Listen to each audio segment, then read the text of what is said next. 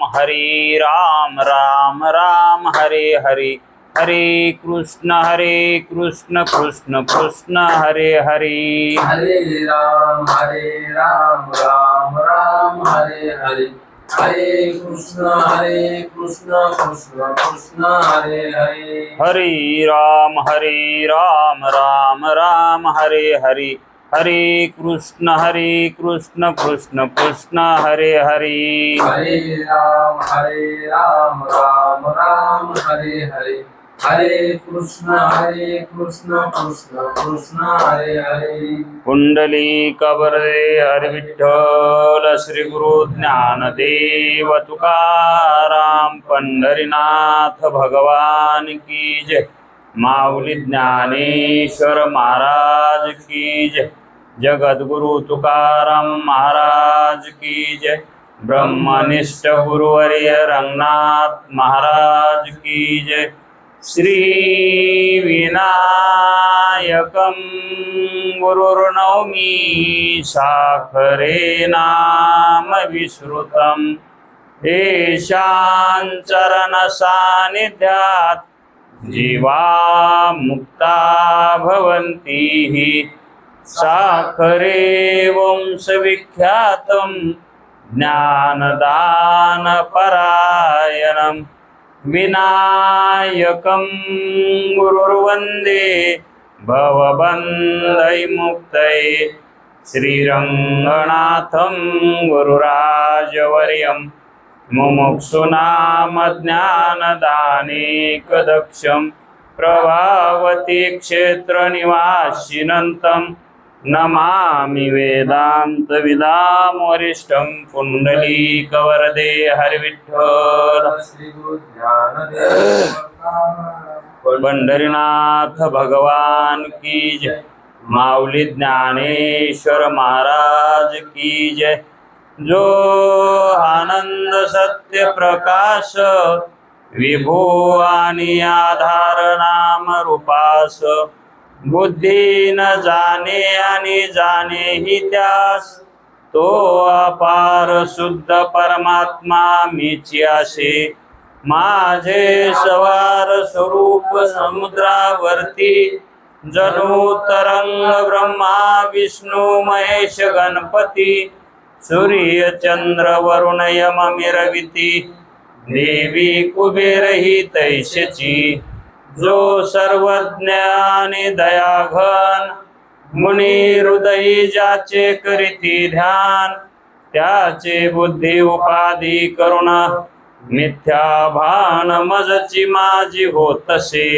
ज्याच्या अज्ञाने भाषे जगत, जसा दोरीवरी सर्प दिसत, परी दोही ठाईना सर्प जगत। ते स्वतंत्र आणि स्वयं ब्रह्म मीची आशे, पुरुषी सदैव निष्काम, बोध प्राप्ती कारणे भजावा राम। तो मीची आहे आत्माप्त काम, तरी नमन कवना करावे म्या। जयांचे केलिया स्मरण, सकळ विद्येचे होय अधिकरण। तेची वंदू श्री चरणा श्री गुरूंचे, ते नमस्कारोनी आता।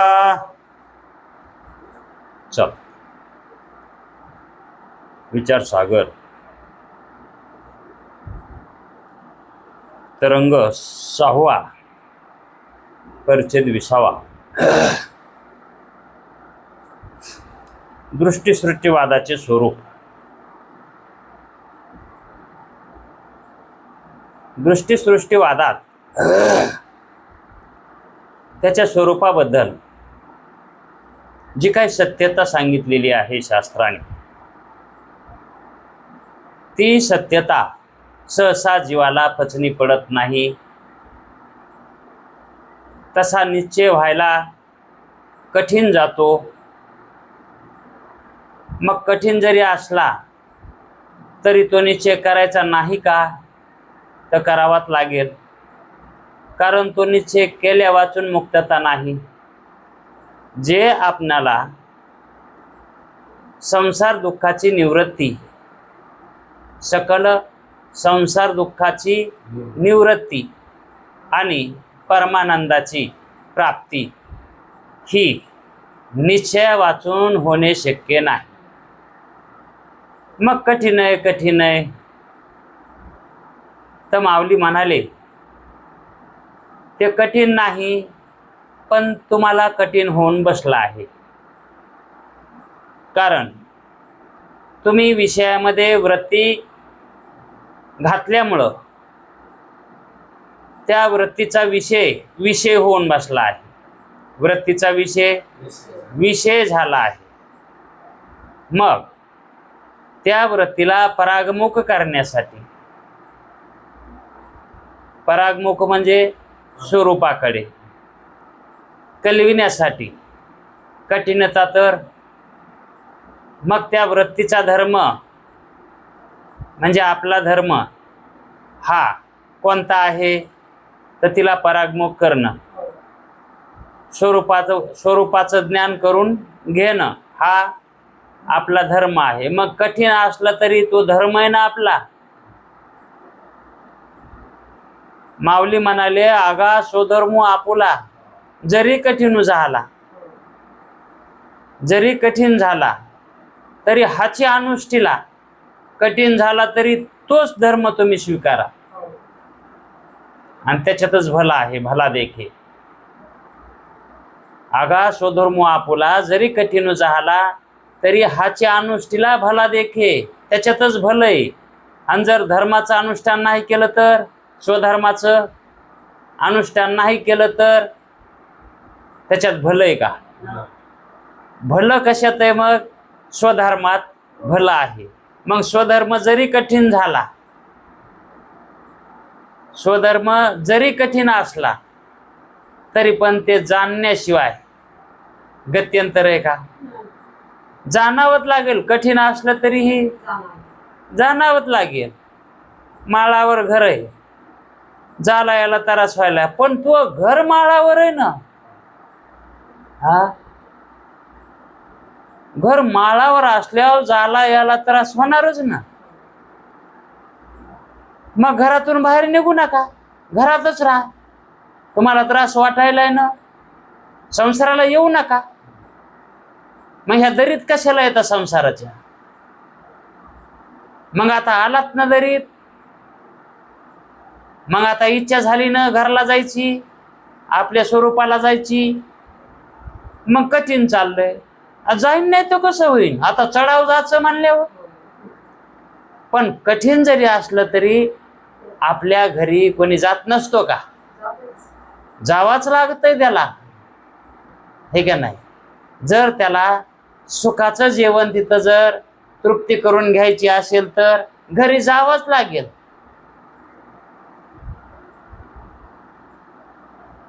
मग कठीण आहे म्हणून चालतंय का?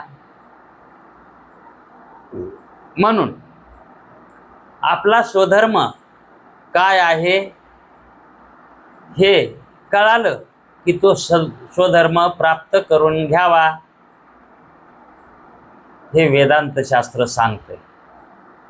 मग कठीण असला तरी त्याची खिबीर करू नये, हे का नाही?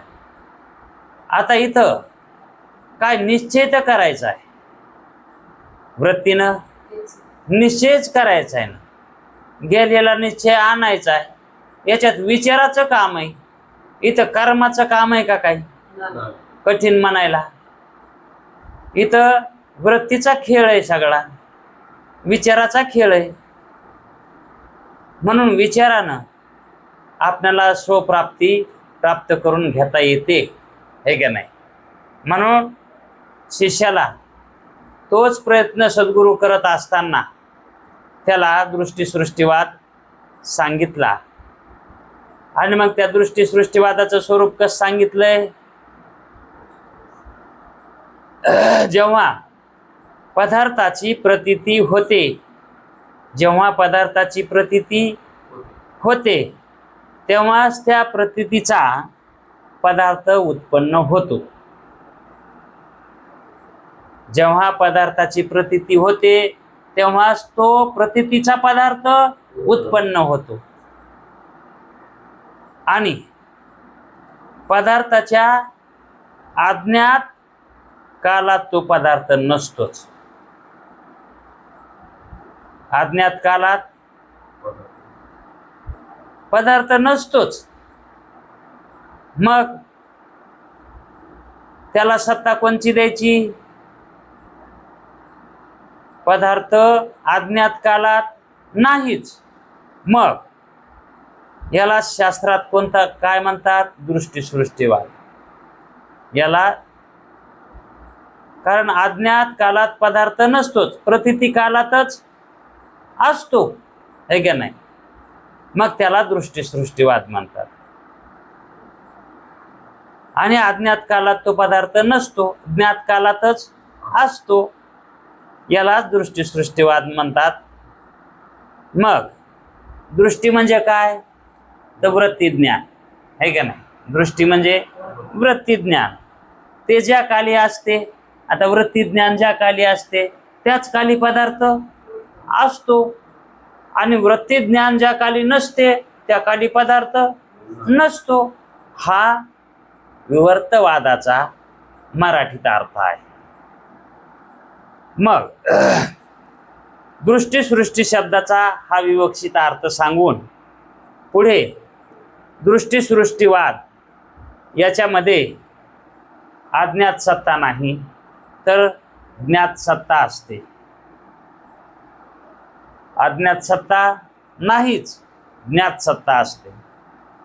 मग अद्वैत सिद्धांतात अद्वैतवादात सिद्धांत पक्ष आहे. सिद्धांत पक्ष हा कशात आहे? अद्वैतवादात आहे, है का नाही? या पक्षात पारमार्थिक व प्रातिभाषिक अशा दोनच सत्ता मानतात. याला तीन सत्ता याच्यात मानत नाहीत आणि मानण्याची गरजही नाही म्हणतात. ते काय गरज आहे आता? आता काही गरज नाही म्हणायले. तर आतापर्यंत म्हणले होते काय गरज नाही, आता म्हणले तर आता काही मानण्याची गरजही नाही. का? तर व्यावहारिक सत्ता ही प्रातिभाषिक सत्ता सारखीच आहे. का प्रातिभाषिक सत्ताच आहे? स्वप्नासारखी आहे का स्वप्नच आहे? म्हणून जागृतीमध्ये आणि स्वप्नामध्ये काहीही विलक्षणता नाही, फरक नाही. म्हणून जशी स्वप्नाची प्रातिभाषिक सत्ता आहे तशीच व्यावहारिक सत्ता सुद्धा प्रातिभाषिकच आहे. म्हणून अशा दोनच सत्ता मानल्या आहेत, तीन सत्ता नाहीत व तीन सत्ता मानण्याची जरुरीही नाही. कारण सर्व अनात्म पदार्थ स्वप्नाप्रमाणे प्रातिभाषिक आहेत. अनात्म पदार्थ, मग अनात्म पदार्थ अमुक एका सत्तेतले मानायचे का? दोन्ही सत्तेतले, प्रातिभाषिक सत्तेतलेही आणि व्यावहारिक सत्तेतलेही. कारण आत्माच एक सत्य, बाकी सर्व मिथ्या आहे. आणि मिथ्या पदार्थ अनात्मरूप असतो. अनात्म म्हणजे आत्मरूप नसणे, त्याला म्हणायचा अनात्मरूप. म्हणून जागृतीतले पदार्थ हे अनात्मरूपच आहेत आणि स्वप्नातले तर आहेतच आहे. सर्व अनात्म पदार्थ स्वप्नाप्रमाणे प्रातिभाषिक आहेत. प्रतीती कालाहून अन्य काली आत्म्यास पदार्था अनात्म पदार्थास सत्ताच नाही. जे अनात्म पदार्थ आहेत त्या अनात्म पदार्थाला सत्ताच नाही म्हणतात. आता त्याला प्रातिभाषिक सत्ता आहे ना, हा, पण त्या प्रातिभाषिक सत्तेला रजिस्ट्रेशन नाही, तिचं कोणी मानित नाही तिला. ती काय महत्वाची आहे का? महत्वाची नाही म्हणून तिच्याकडे कोणी लक्ष देत नाही, हे का नाही? जसं खेळामध्ये एखादा ते काय म्हणतात त्याला, ते कावळा, त्याला काहीतरी दुसरा एक शब्द आहे. काय काय खेळणारे असते तर आणि मधात एखादं लहान घेतलेलं असतंय आणि त्याला धरलेलं नसतंय. हा, लिंबू टिंबू, आहे का नाही? पहिलं ते कण कावळा म्हणतात त्याला, कण कावळा, आहे का नाही? तशी ही सत्ता आहे त्याच्यासारखी. कोणती? प्रातिभाषिक सत्ता त्याच्यासारखी आहे. म्हणजे त्याला काही किंमत असते का? नाही. तशीच प्रातिभाषिक सत्तेला काही किंमत आहे का? मग ती जरी असली तरीही त्या सत्तेला वास्तविक सत्ता नाही. त्या सत्तेला वास्तविक सत्ताच नाही. त्या पदार्थाला वास्तविक सत्ताच नाही. का म्हणून नाही? ते दुसऱ्याच्या सत्तेवर भासतात म्हणून. स्वतःच्या सत्तेवर भासतात का ते? नाही. आहे का नाही? दुसऱ्याच्या सत्तेवर भासतात. आता रज्जुवरला सर्प कोणाच्या सत्तेवर आहे? तो व्यावहारिक सत्तेतले त्या म्हणजेच अधिष्ठान सत्तेवरच आहे का नाही? आता दोरी उगाच समजून सांगण्यासाठी दोरी मानली होती तिथं, पण त्याचं अधिष्ठान दोरी आहे का? नाही. ते रज्जू पैत असणार चैतन्य अधिष्ठान आहे त्याचं. आणि ते अधिष्ठान चैतन्य कसं आहे? पारमार्थिक सत्ता स्वरूप आहे. ते चैतन्य पारमार्थिक सत्ता स्वरूप आहे त्याचं. मग त्याच सत्तेवर हे प्रातिभाषिक पदार्थ, मग दोरीही आणि सर्पही त्याच्याच सत्तेवर हे उत्पन्न होतात आणि त्याच्यामध्येच लय होतात. आहे का नाही? म्हणून फक्त मानायला व्यवहारापुरती एक प्रातिभाषिक सत्ता मानली, व्यवहारापुरती. तिला खरं स्वरूप नाही सांगितलं. खरं स्वरूप फक्त आत्मस्वरूप हेच खरं आहे. म्हणजे पारमार्थिक सत्ता हीच खरी सत्ता आहे. म्हणून तिसरी व्यावहारिक सत्ता मानण्याची आवश्यकता नाही. दृष्टीसृष्टीवादात सर्व अनात्म पदार्थ साक्षीभाष्य आहे. दृष्टीसृष्टीवादामध्ये काय म्हणतात ते? अनात्म पदार्थ सर्व कसे आहेत?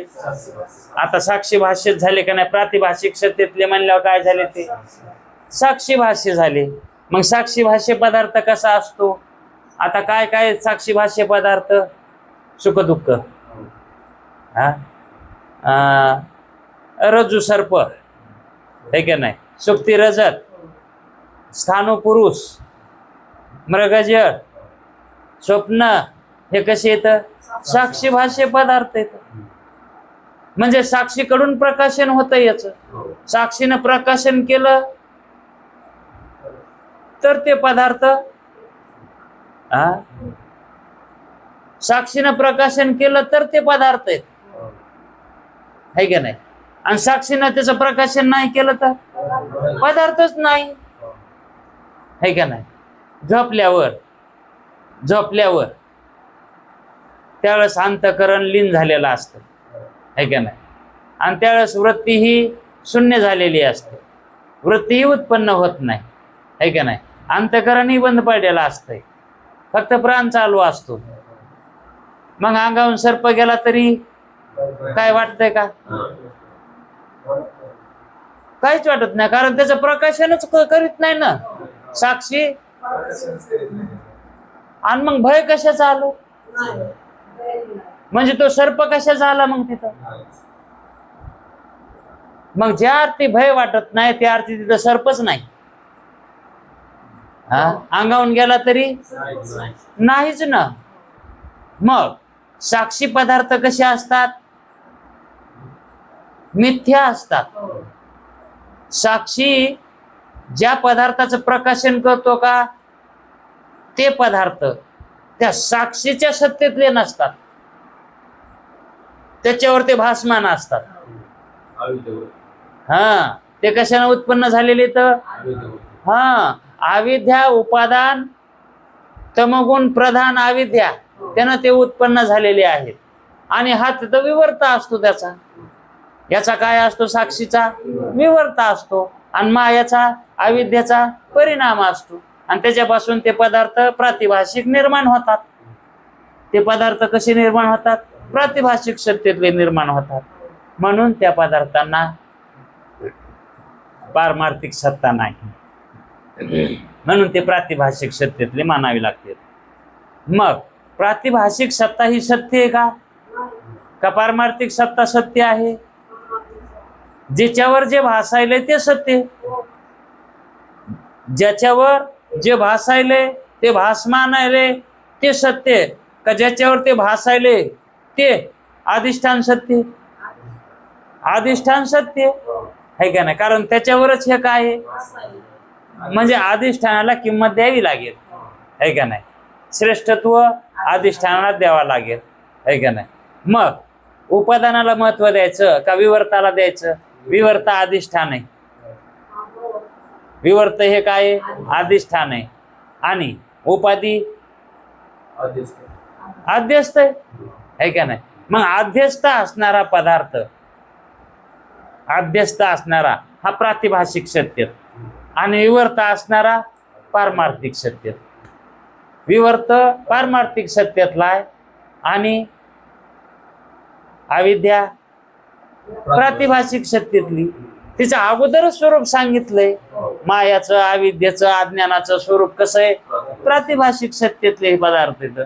मग त्याच्यापासून जे पदार्थ उपादान होतात, उत्पन्न होतात, त्याचं उपादान कारणच खरं नाही, त्याचं उपादान कारणच आहे का नाही? मग तो पदार्थ उपादान करायले ते काय खरं आहे का? पदार्थ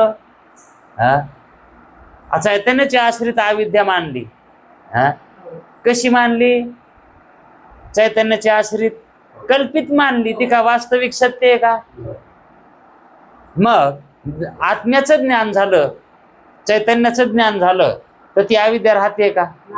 आहे का नाही? मग त्याच्या अज्ञान कालात ती असते आणि ती अज्ञात कालात राहूनच काय करते? परिणामाला पावते. अज्ञात कालातच परिणामाला पावते. ज्ञात कालात तिला परिणामाला पावता येत नाही. ज्ञात कालात परिणाम पावतच नाही, तिला पावताच येत नाही. कारण तिथं नसतीच, तिथं काय पावन परिणामाला? तिथं असली तर, आणि जरी असून परिणामाला पावत असली तरी कसं परिणामाला पावायली ती? जरी असली तरी तिचं स्वरूप कसं आहे? मूळचं मिथ्या आहे. आणि जरी परिणामाला पावलं तरी मिथ्याचीच तिथं उत्पत्ती करणार ना ती, आहे का नाही? मग तिचं स्वरूप तसं आहे. लहानाल्या लेकरांनी काडीमुडीचे नवरदेव नवरी केले. कशाचे केले? चिखलाचे म्हणा, काडीमुडीचे, आहे का नाही? आणि मग ते म्हणले आता वरीच झालं लग्नाला यायच्या, मग यायला आता लेकरू व्हायला पाहिजे. लगेच दुसरी काडी कडकून मोडली, तिथंच उभी केली बारकी द्यायच्याहून जरा. म्हणले हे तेच लेकरू. आता ते लेकराचे मायबाप काडी मुडीच आहेत ना, मग त्याचं लेकरू बी कसं? काडीच. तशी अविद्या कल्पित, तिच्यापासून होणार कार्य ही अशी भानगड ही याची कल्पिताची, उपादानाची. म्हणजेच आध्यासिक पदार्थ हा स्वयं सत्तावान नसतो, तो दुसऱ्याच्या सत्तेवर कल्पित उत्पन्न झालेला असतो. म्हणून त्याला सत्ता देताच येत नाही. उगा आता शास्त्र शिकवायचे तुम्ही मानलेलं म्हणून हा सिद्धांतात काय सांगतात की तुमच्यामुळं आम्ही सत्ता ही मानायलो. वास्तविक पाहता तिला सत्ता सुद्धा म्हणता येत नाही, उगा नावाला आहे ती. म्हणून तिसरी व्यावहारिक सत्ता मानायची गरज नाही. दृष्टीसृष्टीवादात सर्व अनात्म पदार्थ साक्षी भाष्य आहेत. प्रमाता प्रमाणाचे विषय नाहीत. प्रमाता प्रमाणाचे विषय नाहीत. आता प्रमाता अंतःकरणात असणार चैतन्य, ते प्रमाता जीव. दोषयुक्त बुद्धी दोषाने युक्त तो जीव, तो परमाता, आहे का नाही? मग दृष्टीसृष्टीवादामध्ये प्रमाता प्रमाण असे विषय. दृष्टीसृष्टीवाद एवढा श्रेष्ठ आहे की फक्त एक आत्म्याची सत्ता मानते, है का नाही? मग आत्माच एक सत्य आहे आणि जीवाला सत्ता दिली नाही, ते प्रातिभाषिक सत्यातला म्हणून सांगून टाकलं. ते कसे का व्हायनात पण बोलत येत, चालत येत, कसे का कर्म करीनात करीत येत, कसा का परमार्थ करीनात? हो, अच्छा का धड करतेत का? कसा बी करतेत ना. हा? ते तसं हाय, जरसे वळवळ हाय त्याच्यात, म्हणून त्या जीवाला प्रातिभाषिक सत्ता दिली. वास्तविक पाहता जीवाचे जे कर्म आहेत ते निंदनीय आहेत. ते कर्म सत आहेत का? ते विचार सत आहेत का? त्यांचं ज्ञान सत्य आहे का? आणि ते सत्य तो ज्या वावरतात ती सत्ताच सत्य नाही, तर त्याचं स्वरूप सत्य कशाचं आलं? आता जीवाची सत्ता कोणती? आता ही व्यावहारिक सत्तेमध्ये, प्रातिभाषिक सत्तेमध्ये वावरतो तो, ती सत्ताच खरी नाही तर त्याच्यात वावरणारा. हा, अहो मृगजळाचा पूर आला, मृगजळाचा पूर आला. मग काय झाला आला? तर म्हणले त्याच्यामध्ये हत्ती घोडे वाहून गेले. त्याच्यात हत्ती घोडे वाहून गेले. मग मृगजळाच्या पुरामध्ये हत्ती घोडे वाहून जाणं ही घटना सत्य आहे का? कारण मृगजळाचा पूर येतच नाही. तसं जगत हा कशाचा पूर आहे? मग ह्या मृगजळामध्ये हे जीव वाहून चाललेत, हे जीव वाहून चाललेत, हे खरं आहे का? मृगजळामध्ये बद्ध जीव नरकाला चाललाय. हा, बद्ध जीव हा नरकाला चाललाय, हे खरं आहे का? कारण जगत कसं आहे? मृगजळासारखं मिथ्या आहे. वास्तविक सत्य आहे का हे?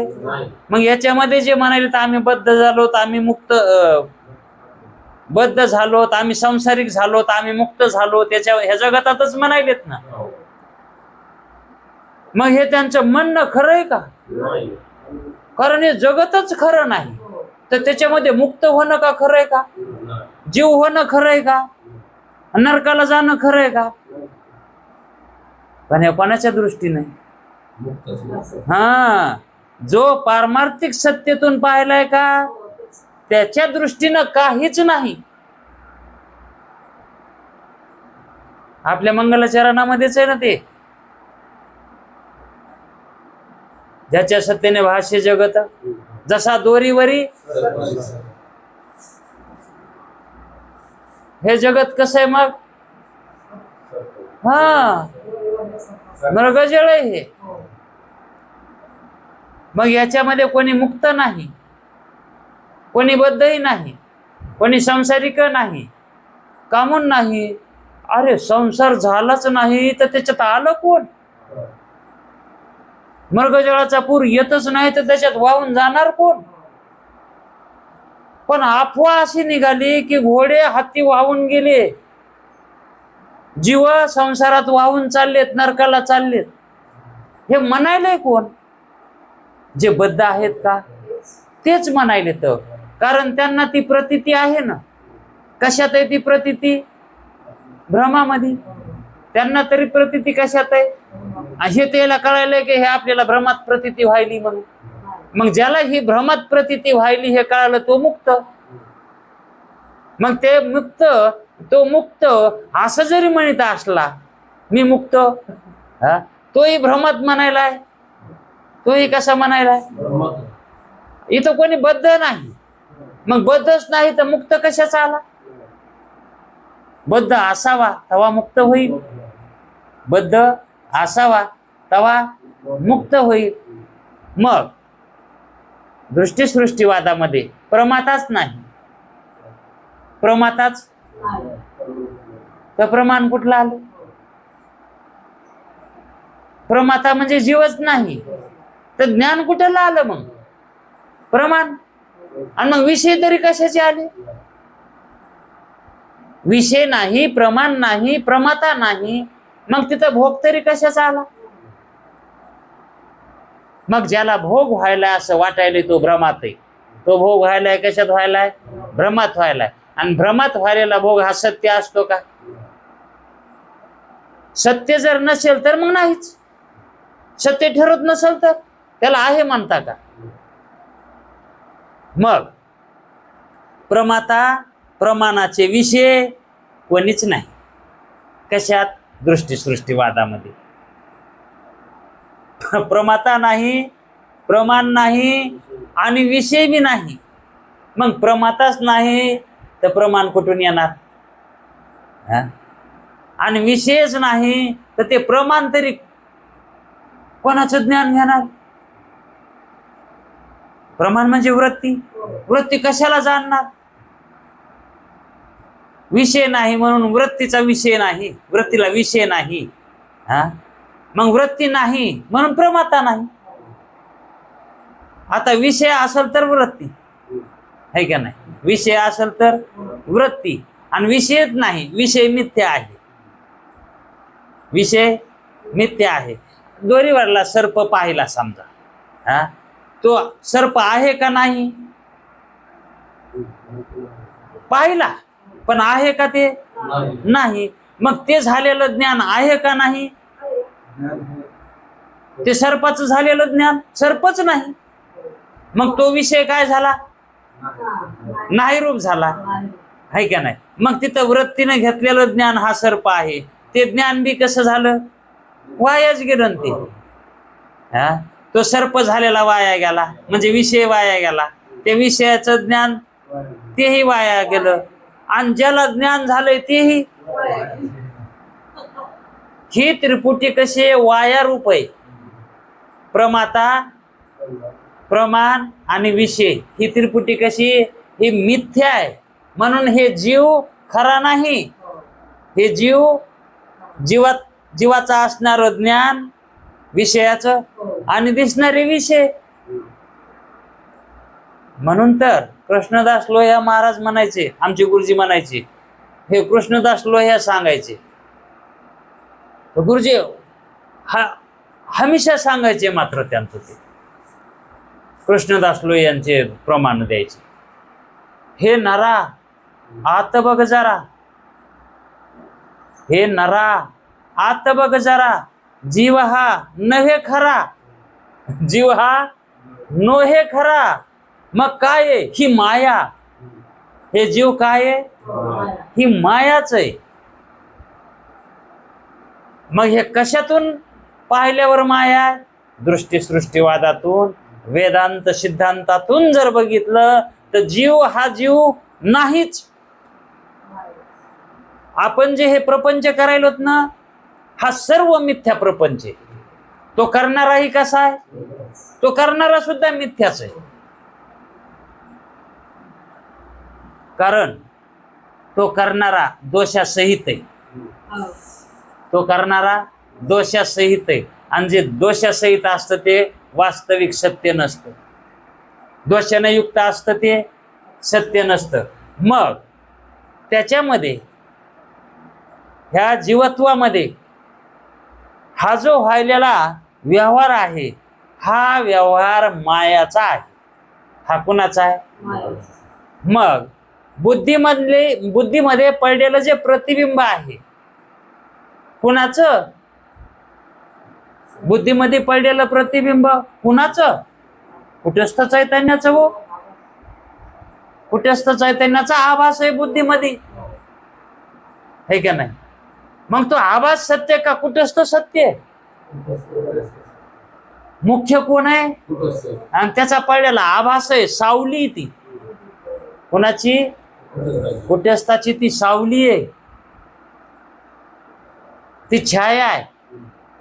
जीव हा खरा नव्हे, ती माया आहे, आणि माया ही छाया आहे, है का नाही? पुढचं आहे ना ते, मला पद आहे, लांबणीचं पद आहे त्यांनी केलेलं ते. म्हणून प्रमाता, प्रमाण आणि विषय ही जी त्रिपुटी आहे ही अनिर्वचनीय मिथ्या आहे. म्हणून हे जगत आता आत्मा व्यतिरिक्त सर्व मिथ्या म्हणल्यावर, जगत मिथ्या म्हणल्यावर जीव कशात आहे?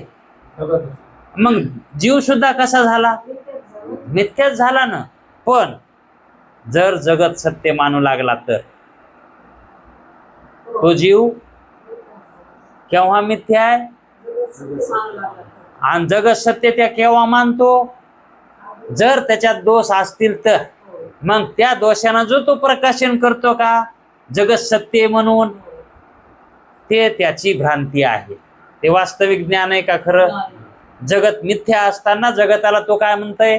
जगत सत्य आहे. मग हे प्रकाशन कोणाकडून व्हायलंय? साक्षीकडूनच व्हायलंय, पण दोषासहित.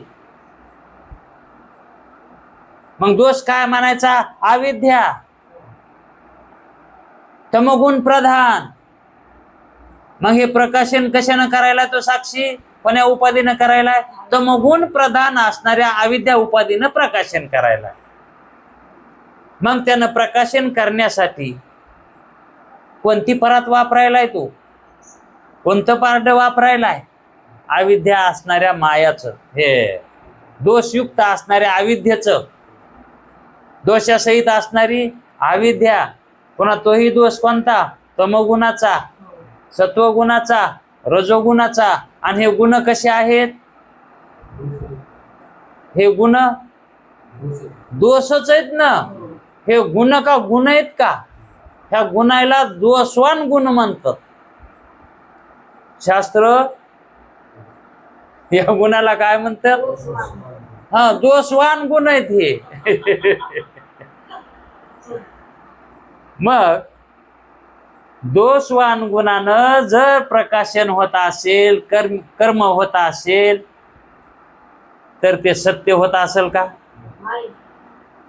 म्हणून सत्य ज्ञान होण्यासाठी अगोदर पदार्थ असावा लागतो, आणि तिथं वृत्ती गेल्याच्या नंतर त्या पदार्थाचं वृत्ती प्रकाशन करील, आणि मग त्याला आपण ती वस्तू मानू किंवा तिला काही सत्ता देऊ, है का नाही? मग ज्ञानाच्या अगोदर वस्तू असते का? प्रमाता भाष्य, प्रमाता भाष्य म्हणजे प्रमाता प्रकाशन करायलाय, प्रमाता प्रकाशन करायलाय असं जर म्हणायचं असेल, असं जर ठरवायचं असेल, तर वस्तू ज्ञानाच्या अगोदर पाहिजे आणि नंतर त्या वस्तूचं ज्ञान व्हावं, आणि मग त्या ठिकाणी प्रमाता काय करील? प्रकाशन करील. हा, आता उदाहरण घ्या. ही व्यावहारिक सत्ता आहे, आणि व्यावहारिक सत्ता कोणाला विषय? ही प्रमात्याला विषयी. प्रमात्याला आता याचं व्यावहारिक सत्तेतलं ज्ञान प्रमाताच करायलाय का नाही? आणि स्वप्नातलं साक्षी करायलाय. हे त्याच्यामुळे ते भेदक तसे ज्ञान सांगितलंय अगोदर. हे व्यावहारिक सत्यातलं ज्ञान प्रमात्याचं म्हणून सांगितलं होतं समजण्यासाठी, है का नाही?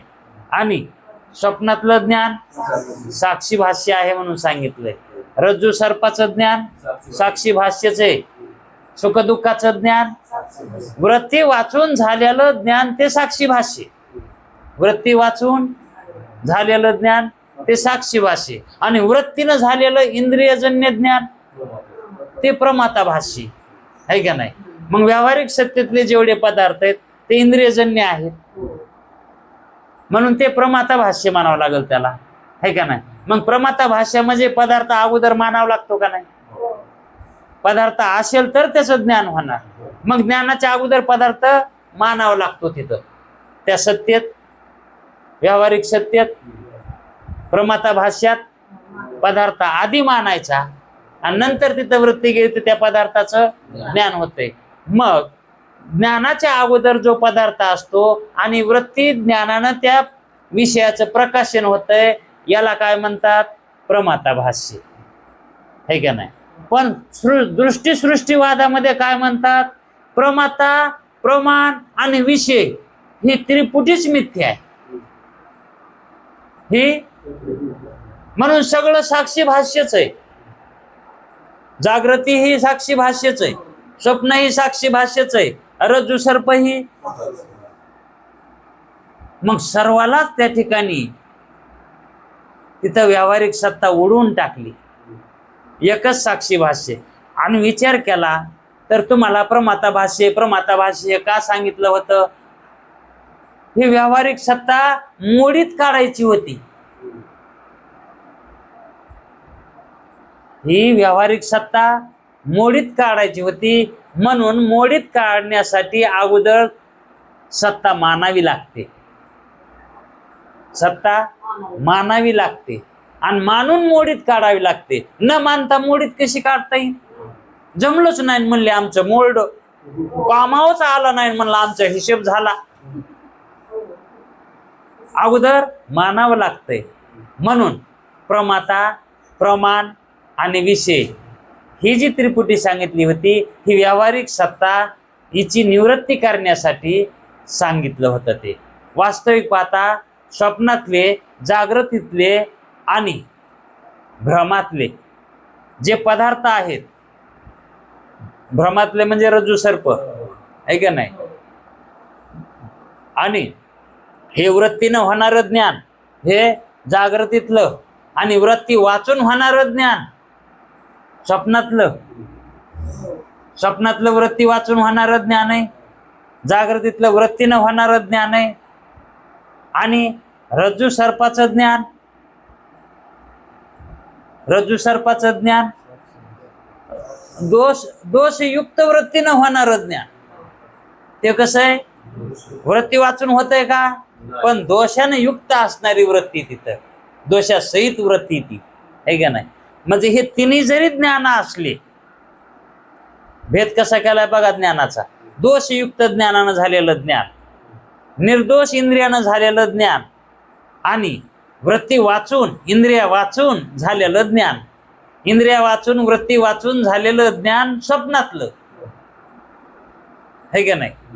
आणि इंद्रिया सहित वृत्तीनं झालेलं ज्ञान ते जागृतीतलं आहे का नाही. पण जे काही याच्यातलं ज्ञान होतंय, भ्रमातलं ज्ञान होतंय, तिथं वृत्ती वाचून होत नाही. वृत्ती वाचून ते ज्ञान होत नाही, वृत्तीनं ज्ञान होतंय, पण निर्दोष वृत्तीनं होत नाही, दोषयुक्त वृत्तीनं होतंय. असे 3 प्रकारचे ज्ञान आहेत. पण ह्या तिन्ही प्रकारच्या ज्ञानाला एक साक्षीच प्रकाशन करतो. मग तिथं उपाध्या तुमच्या वेगवेगळ्या लागत्या, त्या साक्षी काय करणार आहे त्याला? आता तोच साक्षी काय होतो? प्रमाता होतो. व्यावहारिक सत्तेत काय होतो? साक्षीच प्रमाता व्हायलाय. कारण ते इंद्रियाद्वारा वृत्ती निघायली, विषयापर्यंत चालली, ते विषय जाणायले आहे का नाही. मग प्रमात्याला तरी सत्ता कुणाची? प्रमात्यामध्ये अहो जे अंतःकरणामध्ये बुद्धीमध्ये पडलेलं प्रतिबिंब हे कुणाचं आहे? कुटस्थाचंच आहे ना. तोच साक्षी ना, तोच आत्मा आहे ना. मग आत्म्याचंच आहे ना ते. ज्ञानरूप कोण आहे? आत्माच आहे. ज्ञानरूप कोण आहे? आत्माच आहे. आणि त्याच आत्म्याचं प्रतिबिंब म्हणजेच बुद्धीमध्ये पडलेलं चैतन्य, त्याचं किंवा आत्म्याचं प्रतिबिंब बुद्धीत पडलेलं ते जीव, तो परमाता. तो कोण झाला? प्रमाता. मग प्रमात्याला अधिष्ठान आत्माच आहे ना. परमात्याला, परमात्म्याला नाही बरं का. त्या जीवाला प्रमाता म्हणते आहे का ना. मग प्रमाता आणि साक्षी यामध्ये काय भेद आहे पहा. प्रमाता बद्ध आहे, प्रमाता हा बद्ध आहे आणि भ्रमित आहे. प्रमाता भ्रमित आहे, त्याला ज्ञान आहे का? तो प्रमाता त्या देहालाच मी म्हणतोय, त्या देहालाच काय म्हणतो मी म्हणतो. पण साक्षी देहाला मी म्हणत नाही, आत्मा देहाला मी कधीच म्हणत नाही. कारण ते ज्ञानवान आहे. आत्म्याच्या ठिकाणी बद्धता आहे का? मग बद्धता फक्त जीवाच्या ठिकाणी, प्रमात्याच्या ठिकाणी बद्धता आहे का नाही. मग आपणाला मुक्त व्हायचंय, आपणाला मुक्त व्हायचंय म्हणजे काय करायचंय? ते प्रमात्याची संगत सोडून द्यायची. प्रमाता जे कर्म करायलाय का ते बुद्धीला धरून कर्म करायलाय. मिथ्या असणारी बुद्धी कशी आहे? मिथ्या आहे. आणि तिला धरून कर्म. आता हे सगळे जे कर्म व्हायले तर हे बुद्धीला धरूनच व्हायलेत का नाही? बुद्धी नसेल तर कर्म होतील का? ते बुद्धीच्या धर्मानं कर्म व्हायलेत, चैतन्याच्या धर्मानं व्हायलेत का? आणि जर एखादा चैतन्याच्या धर्मानं जर कर्म करीत असेल तर त्याला जीव कसं त्याला जीव म्हणल्यावर जीभ नाही का झाडायची? मग जो आत्मिक कर्म करतो, आत्मज्ञानाने कर्म करतो, त्याला ते सत्य कर्म म्हणतात. ह्या कर्माचे जो साह्य झालाय का, तो का म्हणे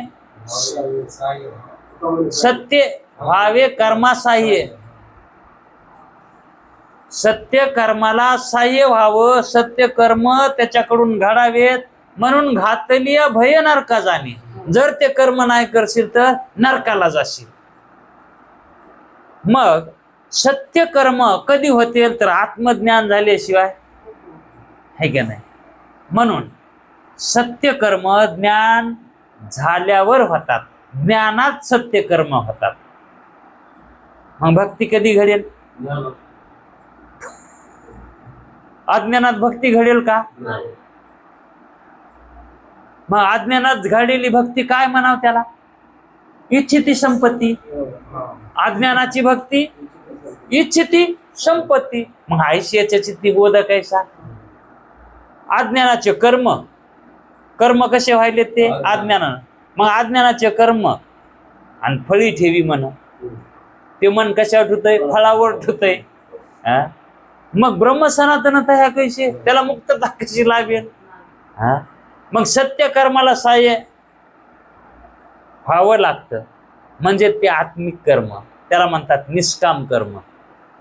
ते निष्काम कर्म ते सत्य कर्म आहे, त्या कर्माला साह्य व्हा म्हणते. मग जो मुक्त झालेला आहे, म्हणजे ज्याला आत्मज्ञान झाला आहे, तो सत्य कर्म करतो आणि त्याच्याकडूनच घडलेली भक्ती ती खरी भक्ती. म्हणजे ज्ञानोत्तर झालेली भक्ती तिला भक्ती म्हणतात, त्याला ज्ञानोत्तर भक्ती म्हणतात. तीच खरी भक्ती, तीच देवाला हेची थोर भक्ती. मग थोर भक्ती कोणची? हीच थोर भक्ती आहे, अभेदात केलेली भक्ती. देव आणि मी वेगळे नाहीत, पण कल्पित केलेला भेद, कल्पित भेदात केलेली भक्ती, वास्तविक भेदात नाही, कल्पित भेदात. भेद खरा आहे का? नाही. मग आम्ही भक्ती करीनात का? करायला. मग ती अज्ञानात व्हाली का? नाही, ती ज्ञानात व्हाली. पण भेदात व्हाली ना, पण आमचा भेद खरा नाही, कल्पित आहे. मग ती भक्ती सगळ्यात श्रेष्ठ आहे. कल्पित भेदात केलेली भक्ती, कल्पित भेदात केलेली भक्ती, ती ज्ञानोत्तर भक्ती म्हणतात त्याला. आणि तीच देवाला आवडती आणि तिला संत म्हणतात थोर भक्ती. म्हणून हेची थोर भक्ती, हिलाच थोर भक्ती म्हणतात. आवडती देवा, हेची थोर भक्ती आणि संकल्पावी माया. संकल्पावी, संकल्प करावा कोणता? हे संसार माया रूप आहे असं धरून जर केलं तर मग तो मुक्तच आहे म्हणून समज, त्याचं कामच झालं. कृत्य कृत्य सरलो देखा, आगव्याची भूमिका सवे चाली. असा पुरुष माऊली म्हणतात विरळा आहे. नाहीत असं नाही, हे ज्ञान सहसा लाभत नाही कुणाला आणि कुणाला कुठे मिळत सुद्धा नाही. हे कुणालाही मिळत नाही. ज्याचं निष्काम कर्म झालेलं आहे, निष्काम पुण्य झालेलं आहे, त्याला ईश्वर सोय करून देतो. आणि ती कुठेतरी लाखात कुठेतरी एखाद्या जाग्यावर, आणि तिथं आपला जन्म होतो. आणि तिथं जन्म झाल्यास आपल्याला हे ज्ञान निष्काम कर्माचं फळ म्हणून हे ज्ञान आपल्याला ऐकायला मिळतं, आत्मसात होतं आणि आपल्याला स्वस्वरूपाची प्राप्ती त्यावेळेस आपलं. कशामुळं झालं हे सगळं? निष्काम पुण्यामुळं, आहे का नाही? मग कोण पुण्य यांचा होईन मी सेवक, जी द्वंद्वाधिक दुरावेल, द्वंद्वाधिक हे भेद ज्ञान अज्ञान हे निवारण होईल कशानं? कोण्यानं? कोण्या पुण्यानं? निष्काम पुण्यानं. म्हणून म्हणतात कोण पुण्यांचा होईन मी सेवक, जी द्वंद्वाधिक दुरावेल ऐसे वर्म मज दावी नारायणा अंतरीच्या खुना प्रगटवणी. आता हे जे ज्ञान आहे हे अंतरीच्या खुणा आहेत का बाह्य खुणा आहेत? ह्या अंतरीच्या खुणा आहेत. आणि ह्या अंतरीच्या खुणा कोणाला ऐकायला मिळतच नाहीत. अहो जरी एखाद्याला अंतरीच्या खुणा सांगितल्या पण त्याला घेताच येत नाहीत ना. त्यानं सगळे दरवाजे पट बंद केलेले असते तर कशाचे ते खुणा पटतात त्याला? हा, ही खून पटण्यासाठी संगती स्वहिता कारणे संगती साधूची आणि भावे भक्ती हरीची भेटी देणे. भावे भक्ती हरीची भेटी देणे. त्यानं हरीची भेट होते. कशामुळं? संगती साधूची. आणि अशी संगती घडण्यासाठी काय कमी पुण्य लागत असेल का? आमा पुण्य केले कोट्यान कोटी म्हणून राम आले पोटी. दशरथानं पुण्य केले कोट्यान कोटी. रामपोटी येणं म्हणजेच बोध प्राप्त होणं. रामपोटी येणं म्हणजे आहे का नाही? त्याला म्हणायचं बोध. राम बोध आहे का नाही? म्हणून हे का सांगायचं होतं तर हे सर्व साक्षी भाष्य आहेत हे कळावं. हे सर्व काय आहे? मग सत्ता कोणती असो म्हणजे पारमार्थिक सोडून सगळं साक्षी भाष्य आहे. मग आता याच्यामध्ये मी मुक्त आहे हे म्हणणं सुद्धा साक्षी भाष्यच का? हा, मी मुक्त आहे हे म्हणणं सुद्धा, कारण आज्ञामध्ये व्यवहार नाही. आणि जर मी मुक्त आहे हा व्यवहार होऊ लागला तर हा प्रातिभाषिक सत्यतच गेला. म्हणून तर संत म्हणतात मी मुक्त म्हणता ब्रह्महत्या कोटी. कशामुळं म्हणतात? हे प्रमाण आता तुम्हाला कळू लागतील हे संत कसे बोललेत, कुठून बोललेत तर, आहे का नाही? पहिलं आपण ऐकत होतो पण हात पुरत नव्हता, म्हणजे विचार पुरत नव्हते.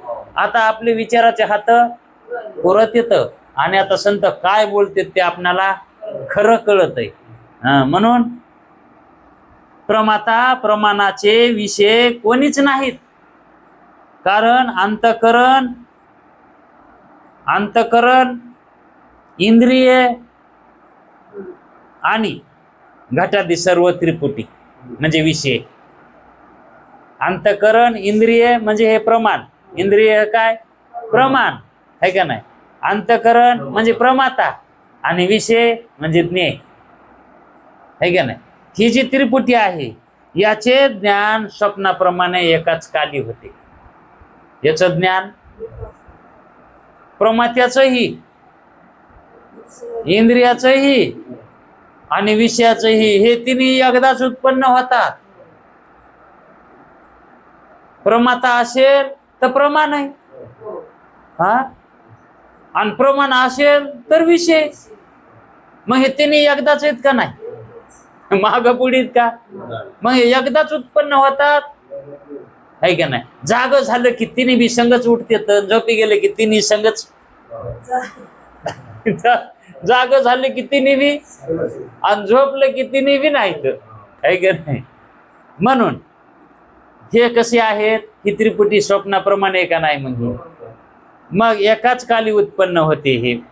म्हणून त्यांच्या विषयी भाव घडत नाही. हे कोणी एकाला विषयी करणार आहेत का? मग हे स्वप्नाप्रमाणे म्हणल्यावर विषयी भाव घडतो का? म्हणजे कसा? स्वप्नातला वडील स्वप्नातल्या पुत्राला स्वप्नामध्ये पिता पुत्र दिसायलेत पण ते एकाला कारण आहेत का? आहे का नाही? आणि तसंच मग इथं बी प्रमाता प्रमाण आणि हे विषय हे एकाला कारण नाहीत. हे तिन्ही बी कसं आहे? मिथ्या आहे. हे अनिर्वचनीय मिथ्या आहे. मग इंद्रिय अंतकरण आणि घटाती विषय ही ज्ञाना होऊन पूर्वी त्रिपुटी असावी. ज्ञानाच्या अगोदर असावी, मग म्हणता येते हे व्यावहारिक सत्यतले किंवा सत्य पदार्थ आहेत. ज्ञानाच्या अगोदर असतात का हे? ज्ञानाच्या अगोदर आपल्याला मी प्रमाता आहे असं आहे का, मी जीव आहे असं ज्ञान होतंय का? म्हणजे ज्ञानाच्या पूर्वी आहे का परमाता? मग प्रमाता होय आपण कशाहून ठरवायला? ज्ञानानं ठरवायला आहे का? मग ज्ञान कधी अंतःकरण असेल तर आहे का नाही? मग अंतःकरण निर्माण झालं की परमाता आहे का नाही? मग ते ज्ञानानंच आहे का नाही? मग त्याच वेळेस ज्ञान निर्माण व्हायले का? मग ज्ञान आणि अंतःकरण हे संगत निर्मिती आहे. अंतःकरणाची आणि ज्ञानाची संगच आहे का नाही? आणि मग अंतःकरण निर्माण झालं की प्रमाता झालाच आहे का नाही? आणि प्रमाता झालं की इंद्रिय प्रमाण झालेच, आणि इंद्रिय असले की विषय दिसलेच. आता हे संगच आहे का नाही? पण आपल्याला तसं वाटतंय का? पण वेदांत शास्त्र इतकी सूक्ष्म नजरेनं सांगत आहे हे तिन्ही विकसित हे एकदाच उत्पन्न होते तर एकदाच मावळून जाते. हे का एकूण एकाचे कोणी कारण नाहीत. हे एकूण एकाला कार्यकारण भाव याच्यामध्ये काही नाही. मग नेत्रादीद्वारा अंतःकरण वृत्ती रूप प्रमाणजन्य ज्ञान व्हावे. प्रमाणजन्य ज्ञान होण्यासाठी अगोदर ते नेत्रानं व्हायला पाहिजे, तो विषय अगोदर त्याच्या असायला पाहिजे. मग त्याला म्हणता येईल बाबा हे प्रमाणजन्य ज्ञान आहे. हा, हे प्रमाणजन्य ज्ञान आहे. परंतु अंतःकरण इंद्रिय आणि विषय ही तिन्ही ज्ञानाच्या पूर्वकाली नाहीत. ज्ञानाच्या पूर्वकाली ज्ञान उत्पन्न व्हायच्या अगोदर, ज्ञान उत्पन्न व्हायच्या अगोदर ही त्रिपुटीच नाही ना. ही त्रिपुटी कधी आहे का नाही? म्हणजे ज्ञानाचं ज्ञान विशेषत्वाला आलं तर, आणि ज्ञान विशेषत्वाला कधी येईल? अंतःकरण निर्माण झालं तर. हा, मग अंतःकरण निर्माण होणं आणि ज्ञान होणं हे सगळंच क्रिया घडायल्यात ना. हा, मग ज्ञानाच्या पूर्वी अंतःकरण आहे का? मग ज्ञानाच्या पूर्वी अंतःकरण नाही तर काहीच नाही. अंतःकरण असेल तर सर्व काही आहे.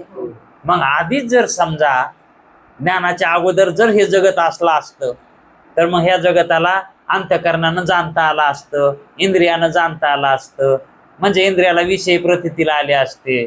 पण हे तिने कसं आहे, एकदाच उत्पन्न व्हायले, म्हणून याला सत्य म्हणता येत नाही. इंद्रिय आणि विषय तिन्ही ज्ञानाचे पूर्वकाली नाहीत, अगोदर नाहीत. हे त्याच कालीत, ज्या काली अंतःकरण इंद्रिय त्याच काली विषय येत. नाहीतर विषय नसला तर दृष्टी नाही, दृष्टी नसलं तर अंतःकरण बी नाही, है का नाही? ह्याच्यातलं एक जर समजा गेलं तर मग सगळंच गेलं. ते पहिल्या त्या वावड्या होत्या, वावड्या, आणि त्या वावड्याला किती पाय असायचे? 3 पाय असायचे. ती त्रिपुटी, ते 3 पाय असायचे. एक पाय त्याच्यातला निष्ठला की वावडी खाली पडलीच म्हणायचं. 2 पाय होते की अहो, एक जरी पाय समजा ते इकडे तिकडे फिरताना काय होत होतं, भरकुशी जर ती दांडी नाही बसली पाय ते तो त्याला पाय टोपलं खोरं फिरं काय लागलं ते निष्ठत होता पाय, की बदकन त्या वावडीवर उभा राहिलेला मनुष्य बी पडायचा आणि ती वावडी पडायची खाली. कारण 2 पायावर राहत नाही वावडी,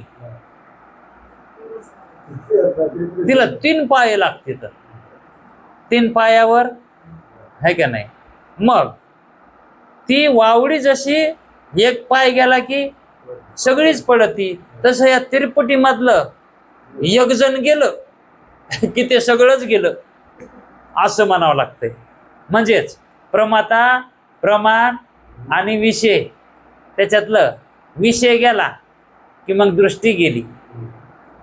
विषय नसेल तर दृष्टी काय पाहणार आहे? काय बघन ती?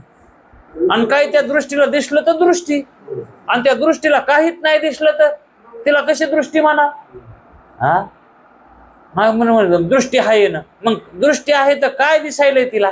दृष्टत्वाला काय आलंय? दृष्टत्वाला काहीच येत नसेल तर तिला दृष्टी म्हणायचं कसं?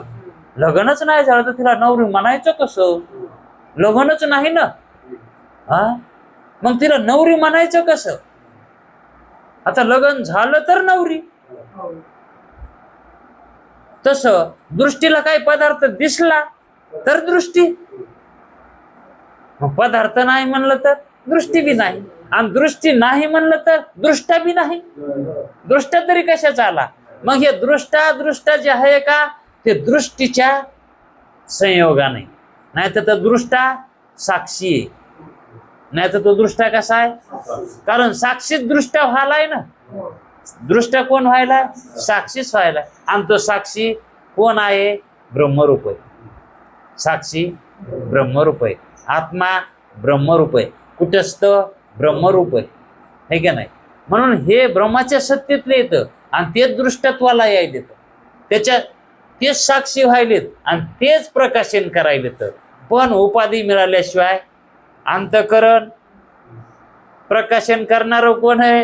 कशामुळं करता येते? हे साधन आहे त्याचं, आहे का नाही? अहो पुंगानी, बगर पुंगानीची वाजविता येते का? पुंगानी नसली तर वाजविता येते का पुंगानी? मग पुंगानी वाजविण्यासाठी पुंगानी लागते का नाही? पुंगानी वाजविण्यासाठी पुंगानी लागती. तसं हे जगामध्ये ज्ञान होण्यासाठी अंतःकरण लागत, ही पुंगानी आहे.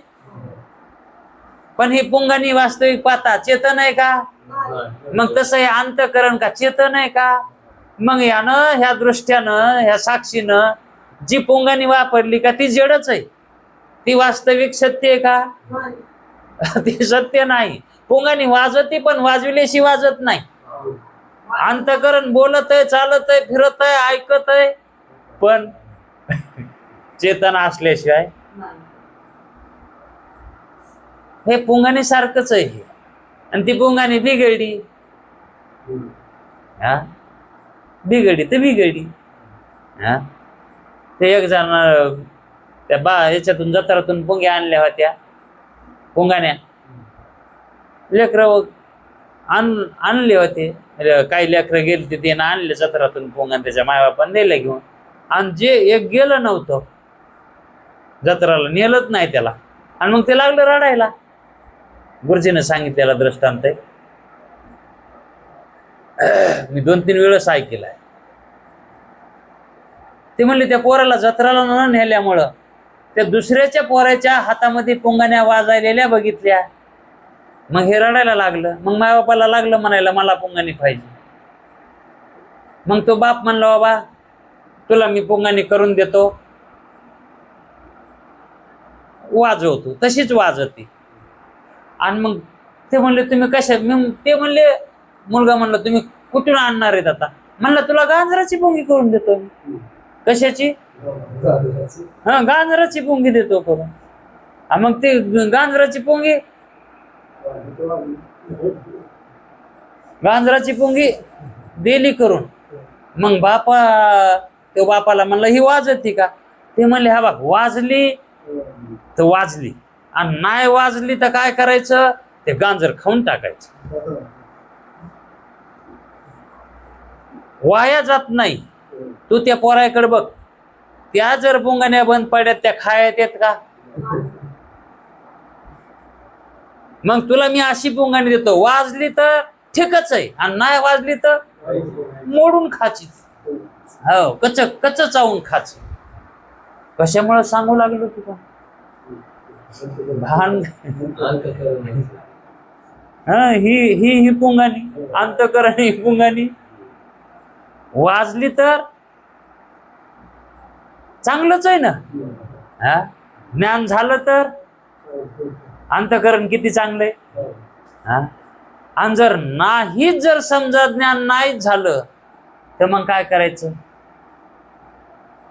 पुन्हा त्यालाच याचं, तेच खाऊन टाकायचं, पुन्हा जन्माला याचं, हे घ्या ना. वाया थोडंच जाणार आहे. खाल्ल्यावर पुन्हा जन्म तर मिळेल ना, पुन्हा कशाचा का होईना. पण जन्म हाय मिळत आहे एवढं तर कळायले ना. मग ज्ञानाचे बरोबर ही त्रिपुटी उत्पन्न होते. ज्ञानातच होती ही त्रिपुटी. कशात आहे? अधिष्ठान ज्ञानच आहे ना ह्या त्रिपुटीला. हा, प्रकाशन कोण करतंय? ज्ञानच करतंय, है का नाही? म्हणून त्रिपुटीपासून उत्पन्न होणारे कोणतेच ज्ञान नाही. वास्तविक पाहता जर विचार करून बघितलं तर त्रिपुटीपासून उत्पन्न होणारे ज्ञानच नाही. आणि जे ज्ञान त्रिपुटीपासून उत्पन्न होतंय ते ज्ञान नाहीच, कारण ते सत्य ज्ञान नाही. ते कसं आहे? भ्रांत ज्ञान आहे. ते ज्ञान कसं आहे? भ्रांती रूप आहे ते. मग त्याला ज्ञान कसं म्हणावं? सत्य ज्ञानांत गगनाचे प्रावरण म्हणले. नाही रूपवर्ण, नाही गुणरूप वर्ण नाही तेथे, नाही रूप गुण वर्ण तेथे, त्याला म्हणतात ज्ञान.